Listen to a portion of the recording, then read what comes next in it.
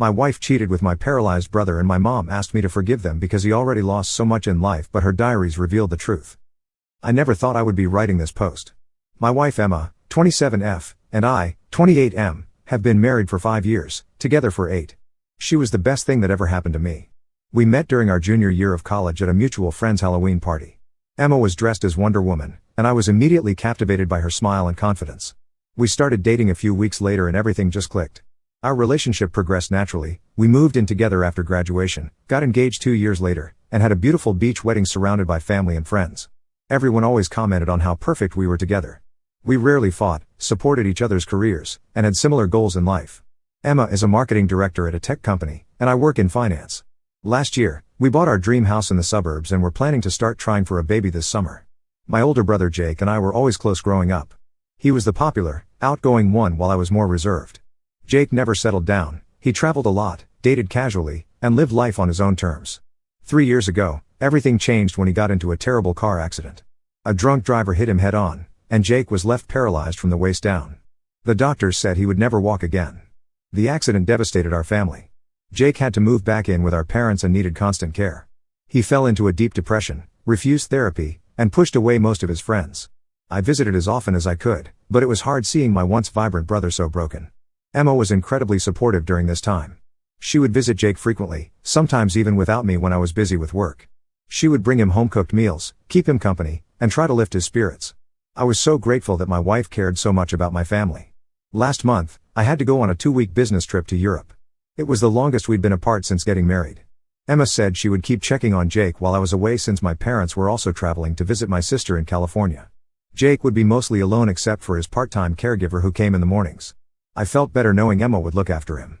During my trip, everything seemed normal. Emma and I video called every night.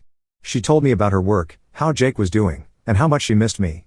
Sometimes she seemed distracted or would cut our calls short, but I figured she was just tired from managing everything alone. I even sent her flowers halfway through my trip to thank her for being so supportive. When I returned home, something felt off. Emma was distant and jumpy. She barely hugged me at the airport and made excuses not to be intimate. At first, I thought she was just exhausted from the past 2 weeks. But then I noticed other changes. She was being very protective of her phone, would leave the room to take calls, and started working late more often. She also stopped mentioning her visits to Jake. Yesterday, my laptop was running a system update, so I borrowed Emma's iPad to check some urgent work emails. A message notification popped up from Jake saying I miss you so much. Last week was amazing. Can't stop thinking about how you felt. My hands started shaking as I opened their message history. There were hundreds of intimate messages going back several months. They talked about sneaking around behind my back, how guilty they felt but couldn't stop, and explicit details about their physical relationship. During my Europe trip, Emma spent almost every night at my parents' house with Jake. There were messages about how they had to be quiet because of Jake's caregiver, and how Emma would have to shower and change clothes before coming home or video calling me. I sat there for hours reading everything, feeling more sick with each message. They had inside jokes about fooling me. Jake would complain about feeling bad for betraying me, and Emma would comfort him saying they couldn't help who they fell in love with. The worst part was finding messages where they discussed their future together, how they could eventually tell me the truth and be together openly. I waited for Emma to get home from work. As soon as she walked in, I held up the iPad and asked how long it had been going on. She froze, then burst into tears. Through her sobs, she admitted everything. She said their friendship had turned into an emotional affair over the past year. She would confide in him about problems in our marriage, problems I didn't even know existed. She claimed she felt neglected because I worked too much, and Jake made her feel needed and appreciated. Emma said things only got physical while I was in Europe. She swore it was a huge mistake and that she loved me, not Jake. She kept saying she was confused and lonely, and Jake was vulnerable and needed her. She begged me to forgive her, promised to cut all contact with Jake, and suggested marriage counseling. I couldn't even look at her. Not only had my wife cheated on me, but she did it with my paralyzed brother who had been supporting through the toughest time of his life. I packed a bag and went to stay at my friend Mike's place. Emma has been calling and texting nonstop, alternating between apologizing and blaming me for neglecting her. My parents found out this morning when they got back from California. My mom keeps calling, crying about how this will destroy the family. She actually asked me to consider forgiveness since Jake has already lost so much in life and can't help falling in love. That made me even more angry. Apparently being paralyzed gives him the right to steal his brother's wife? I've blocked both Emma and Jake's numbers. I contacted a divorce lawyer this morning who advised me to move back into the house since I inherited it from my grandparents. Part of me still loves Emma, but I know I can never trust her again. Every time I close my eyes, I see those messages and imagine them together in my parents' house, laughing at how stupid I was. My sister is flying in tomorrow to support me. She never liked Emma much and always said something seemed off about her relationship with Jake. I guess sometimes you're too close to see what's right in front of you. I don't know how I'll ever trust anyone again after this. My wife and brother, the two people I trusted most in the world, betrayed me in the worst possible way. Update 1 First, I want to thank everyone who commented on my original post. Your support helped me stay strong through the hardest 2 weeks of my life. A lot has happened since then, and I need to get it all off my chest. After meeting with my lawyer, I learned that the house is legally protected since it was inherited before marriage and Emma's name isn't on the deed. My lawyer advised me to move back in immediately to avoid abandonment claims. I returned home last weekend and asked Emma to leave. She tried to argue but eventually packed some bags and went to stay with her sister Sarah. The first night back in our house was surreal. Emma had clearly been stress cleaning, everything was spotless and reorganized. I found a bunch of handwritten apology letters on our bed, which I threw away without reading. The worst part was finding Jake's favorite snacks in our pantry and one of his hoodies in our laundry room. I packed up everything that reminded me of either of them and put it in the garage. I told my parents I won't be attending any family events where Jake is present. This caused a huge fight with my mom. She kept saying I was being cruel and tearing the family apart. She actually suggested we all sit down together and work through this like adults. I reminded her that I'm not the one who destroyed the family, her precious son did that when he slept with his brother's wife. Dad was quieter but still tried to push for reconciliation. I stood my ground and said they need to choose, they can either respect my boundaries or lose another son. Last week, Emma's sister Sarah asked to meet me for coffee. I almost declined, but she said she had important information I needed to know. When we met, she looked nervous and guilty. She revealed something that made this whole nightmare even worse. The affair didn't start recently like Emma claimed. According to Sarah, Emma had confessed that she and Jake first got physical shortly after his accident, when she was helping with his physical therapy. Sarah showed me text messages from over 2 years ago where Emma talked about developing feelings for Jake. In one message, Emma wrote about how vulnerable and attractive Jake looked during therapy sessions, and how guilty she felt for having these thoughts. Sarah also showed me conversations where Emma discussed kissing Jake and how it just happened during an emotional moment. I asked Sarah why she didn't tell me sooner. She said she thought it was just a temporary crush that Emma would get over, and she didn't want to ruin our marriage. She feels horrible now and wanted me to know the full truth. Then she dropped another bombshell. Emma and Jake had dated briefly in college, before Emma met me. They kept this hidden from everyone except Sarah. Armed with this new information, I drove to my parents' house to confront Jake. He was alone in his room, watching TV like nothing was wrong. When I walked in, he started with a rehearsed apology about being depressed and vulnerable after his accident. I cut him off and told him I knew about their college relationship and the 2-year affair. Jake's face changed completely. He tried to play the victim card, saying how hard it was watching me build a perfect life with a woman he never got over. He said Emma was the only one who truly understood his pain after the accident.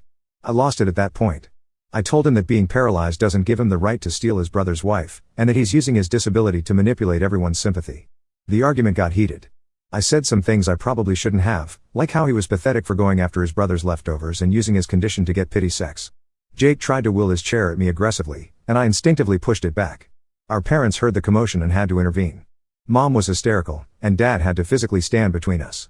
Yesterday, Emma showed up unannounced at my office. She was a mess, crying, makeup streaked, wearing my favorite dress on her. My coworkers awkwardly pretended not to notice as she begged to talk. In the conference room, she admitted that her relationship with Jake went deeper than she initially claimed but swore the consistent physical affair only started recently.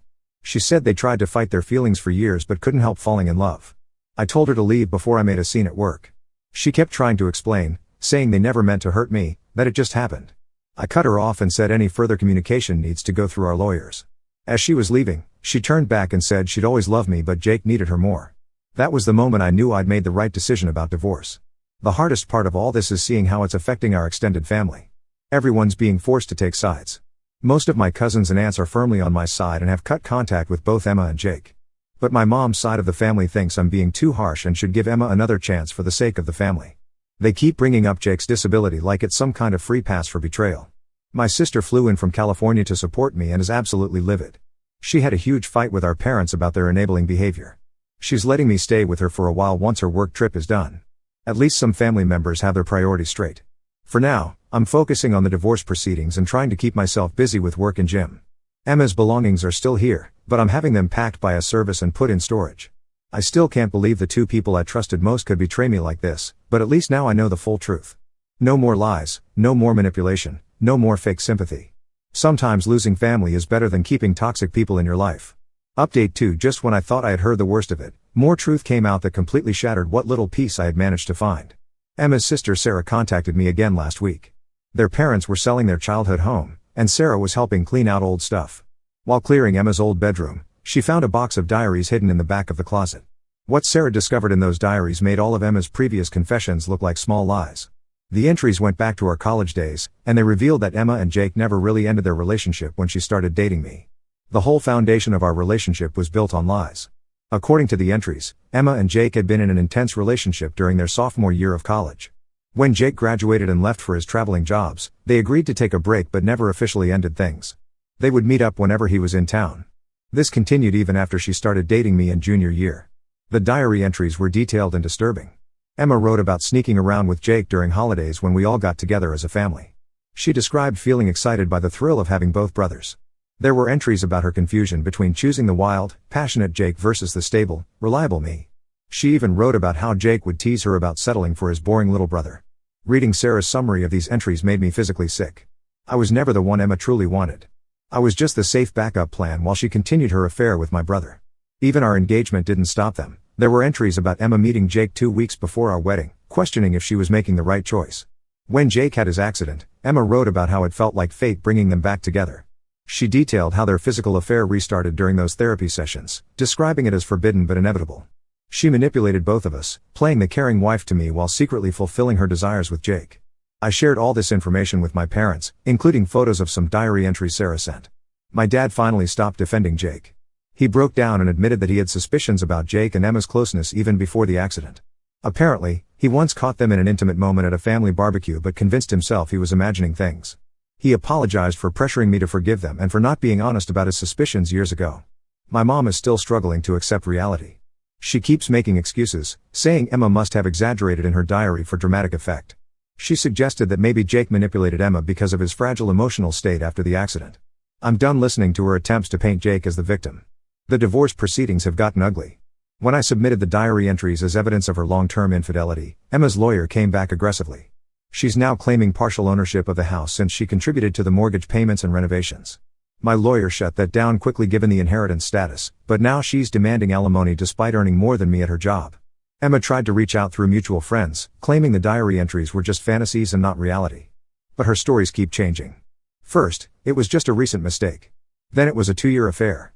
Now faced with evidence of a decade-long deception, she's calling her own written words lies. Her true colors are really showing. Jake moved out of our parents' house after Dad confronted him with the diary evidence. He's staying with our cousin in Arizona now. Good riddance. He sent me a long email trying to explain himself, saying he always loved Emma but stepped aside because he thought I would be better for her. He actually tried to paint himself as noble for letting me marry her. I didn't bother responding. Some relatives suggested family counseling to heal these rifts. They keep talking about forgiveness and moving forward. But I'm done trying to fix things. I've lost all respect for both Emma and Jake. They didn't just have an affair, they played me for a fool for our entire relationship. Some betrayals cut too deep to heal. The only good thing to come out of this mess is knowing who I can truly trust. My sister, Sarah, and a few close friends have been incredibly supportive. The others who keep pushing me to reconcile with Jake because he's family are slowly being cut out of my life. I've learned that loyalty isn't about blood, it's about respect and honesty. Update 3: It's been half a year since my world fell apart. The divorce was finalized last month after a lot of drama and legal battles. Emma tried to drag it out by making unreasonable demands and playing victim. She wanted half of everything, including my inheritance property and even my retirement accounts. Her tune changed quickly when my lawyer threatened to expose her decade-long affair in court documents, which would have impacted her corporate image. She finally settled for a clean split. Emma and Jake moved in together in their new apartment in Arizona. They didn't even wait a month after the divorce to go public with their relationship on social media. Emma posted some long paragraph about finding true love through hardship and how sometimes life's greatest challenges lead to unexpected joy. The comments were full of support from people who don't know the full story. Some mutual friends even congratulated them. I blocked everyone who liked or commented on that post. My parents finally stopped trying to mediate after I gave them an ultimatum. I told them they could either respect my decision to cut Jake out of my life, or they would lose me too. Dad has been visiting me regularly now, completely avoiding any mention of Jake or Emma. He helped me sell the house and find a new condo closer to work. Mom still struggles with the situation but has stopped defending them. She sends care packages and tries to make up for enabling Jake's behavior all these years. The hardest part was dividing up friend groups. Most of our mutual friends felt pressured to choose sides. Some stopped talking to all of us to avoid drama. A few close friends stuck by me, especially after learning about the diary entries and the decade of deception. Emma's best friend actually reached out to apologize, saying she had no idea about the affair during college and felt horrible for supporting their relationship. I heard through family gossip that Emma and Jake are planning a spring wedding next year, as soon as the divorce waiting period ends. They're apparently trying to start a family through IVF. The news stung at first, but not as much as it used to. I've realized that they truly deserve each other, two people capable of maintaining lies and betraying their closest family members for years. I've started dating casually, but I'm taking things extremely slow. The trust issues are still there. I'm upfront with anyone I date about my past and why I'm cautious. Most women are understanding, and it helps filter out those who aren't ready for something serious. My sister's friend set me up with her coworker last month. We've been on a few dates and she seems genuinely nice, but I'm not rushing into anything. Work has been my main focus. I got promoted to senior manager and threw myself into the new role. Started taking evening classes for an advanced certification.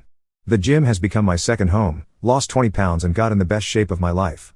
My therapist says I'm handling things in a healthy way by focusing on self-improvement rather than revenge. To those who advised me to forgive and reconcile for the sake of family, thank you, but I'm glad I didn't listen. Walking away was the right choice. Sometimes the only way to heal is to cut out the cancer completely, even if it means losing people you once considered vital parts of your life. I've lost a wife and a brother, but I've gained self-respect and peace of mind. Life isn't perfect, but it's honest now. No more lies, no more manipulation, no more fake family harmony at my expense. The story of my marriage will always be a scar, but scars remind us of what we've survived. I'm ready to start my next chapter.